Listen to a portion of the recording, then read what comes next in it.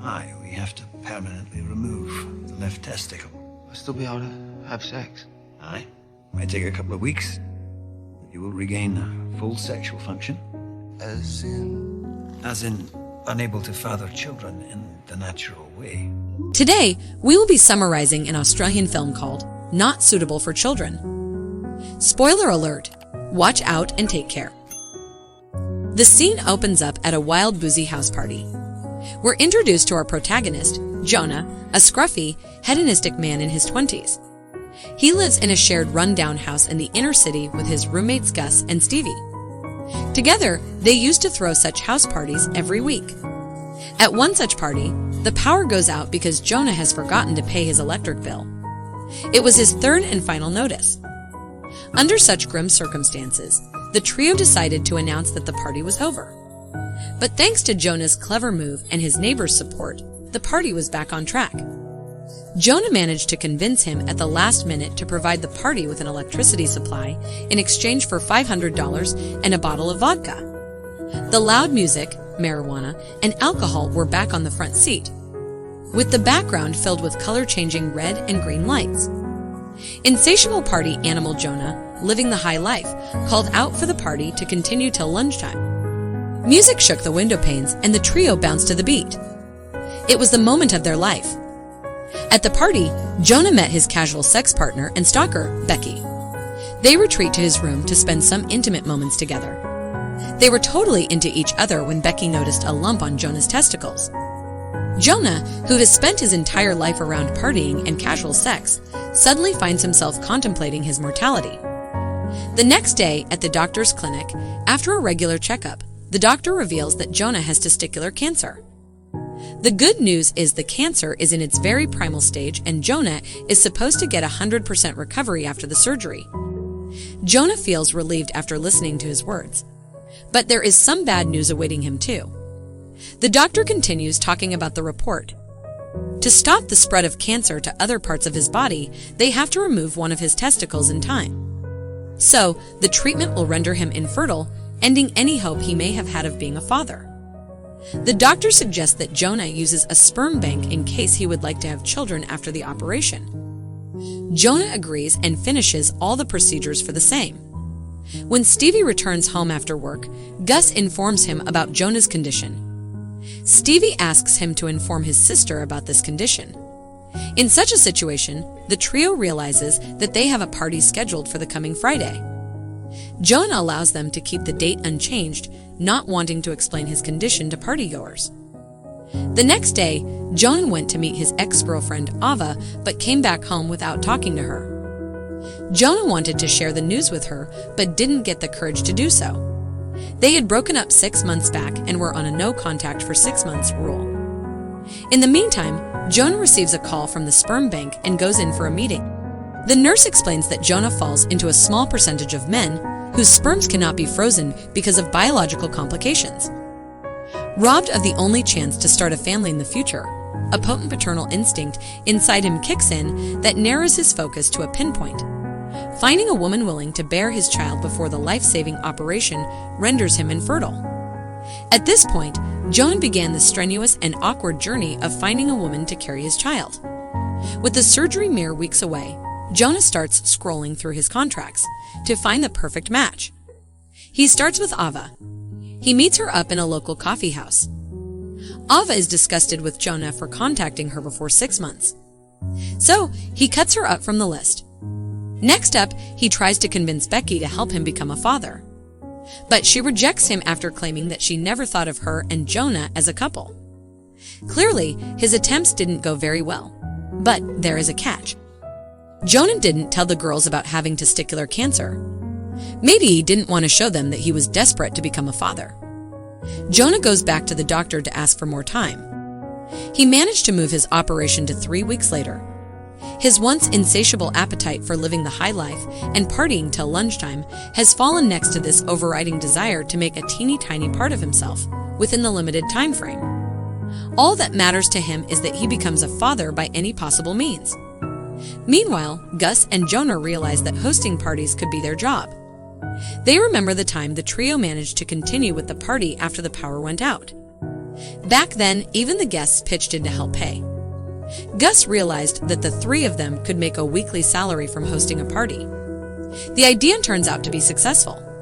Jonah got his first paycheck, which was worth over $700. Meanwhile, Jonah began making a list of women with whom he has had a meaningful or not so meaningful relationship, in the hope that one of them has a biological clock ticking at the same deafening rate as his.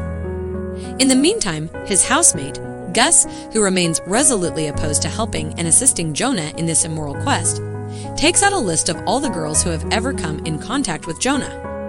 He calls them up individually to warn them about Jonah's medical condition and his true intentions. As a result, Jonah was rejected by every single woman on the list. What started with a sensitively handled quest to find a mother for his hoped-for child turns out to be something that ruined everything that Jonah loved. Somehow, Jonah came to know about it. He lost his temper and asked Gus to stay out of his way.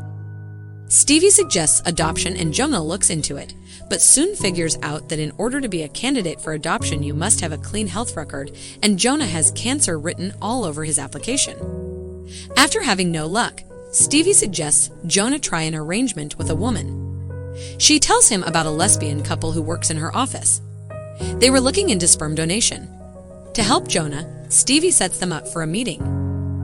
Meanwhile, Gus came to know about this setup and was furious at Stevie for helping Jonah. But in the end, he had to give up. During the interview, Jonah was tongue-tied while briefing about his actual reason for his desperate situation. But he expressed his unwillingness to do the actual biological process with the fat one. This conversation ended up making the meeting quite awkward and uncomfortable. Naturally, the comments made by Jonah turned the meeting against his favor, and the couple declined the offer. The next day, Jonah took up the responsibility to babysit his niece and nephew. Stevie joined him with the task. While babysitting, they got into a conversation. Stevie consoled Jonah and advised him to move on. Later, when they prepared to come back home, Stevie picks up a toddler from his seat. The innocence and purity of the child won over her heart. The headstrong Stevie, who had no interest in experiencing motherhood earlier, suddenly felt an urge to have a child. But she somehow managed to overcome the feeling. Stevie suggests another woman to Jonah. She wants to have a child but is not married. Stevie sets up a meeting with her too. The meeting turns out to be more fruitful as compared to the previous ones. But it was still disappointing. Although Jonah goes home with her, he doesn't sleep with her. The reason was too much alcohol made him drunk he couldn't focus. Jonah becomes frustrated. He discusses with Stevie that he was even willing to let the mother of his child live as she wants, and will not intervene with her choice of career, friends, or boyfriends. He adds the fact that he would even give his house to the woman willing to bear his child. Stevie starts to like the idea of an arrangement. Stevie accidentally tips off Jonah that she would be interested in the deal. She sends Jonah out of her room to think about it for a while. The next day, at her office, she falls for a toddler again and began researching about the ovulation cycle.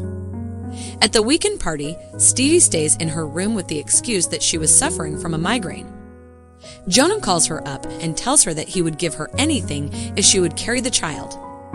The morning after the party, Jonah receives a text message from Stevie asking him to come to her room. It is revealed that Stevie stayed up the whole night to write a contract concerning her deal with Jonah. When he arrives in her room, she hands him over the documents. Jonah reads all the terms and conditions of the agreement and silently signs it up.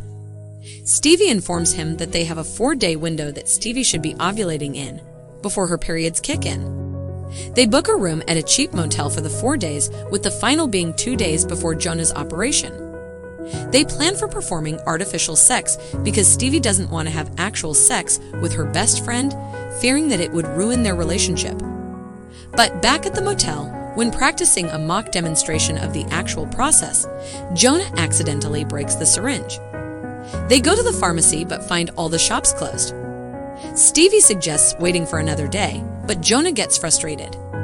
Looking at his condition, Stevie finally gives up and agrees to do it with the natural process. After some awkward conversations, they began the actual business. But midway through the process, after a few noses and head collisions, Stevie got more conscious and suggested building the process slowly. Soon they overcame the weirdness and got intimate with time. They have sex, and for the rest of the 4 days, they meet at the hotel, have sex, and then stagger their arrival at home so Gus doesn't notice. On the 5th day, Stevie gets her period at work. She calls Jonah and asks him to meet her outside her workplace. They get into a fight. Stevie claims that she was happy as her period came and confessed that she was having second thoughts about this arrangement. Jonah leaves. Stevie is absent at the party that night, but Gus has made a call to Ava. Ava arrives at the party. Ava meets Jonah and blames him for not telling her about cancer. She offered to carry his child. Jonah and Ava retreat to his room to have sex, but Jonah pulls out at the last moment because he realizes his love for Stevie. Jonah leaves to go find her, hoping that she will be home. Jonah asks Ava to stay in his room. Jonah finds Stevie, but she notices Ava coming out of Jonah's room and storm off, feeling betrayed. Meanwhile, the police arrive to stop the party. Jonah catches up with Stevie and confesses his love for Stevie, but she doesn't listen to him and leaves. The next morning, Jonah's sister comes to pick him and Gus up for the operation. Jonah is sad at first, but Stevie does show up for moral support. She apologizes for the night before and asks Jonah, the things he said to her the other night, did he actually mean them? Jonah agreed, in front of Gus, who never suspected anything going on between them. Stevie said that she thought Jonah would make a great father and he should look into sperm donation or adoption with her. They kiss and Jonah is wheeled away into the operating room. The final line of the movie is rated 5.8 on IMDb. The movie is an example of how real people respond when they grapple with a monumental situation. It isn't a romantic movie depicting a string of unbelievable coincidences to make us believe that love is connected to our destiny. Rather, it makes us believe that love can happen at the most unexpected places in the most unexpected times. What do you think about this movie? Do tell your opinion in the comments below. Press the like button if you agree with its message. Do subscribe, it helps the channel grow. Thank you.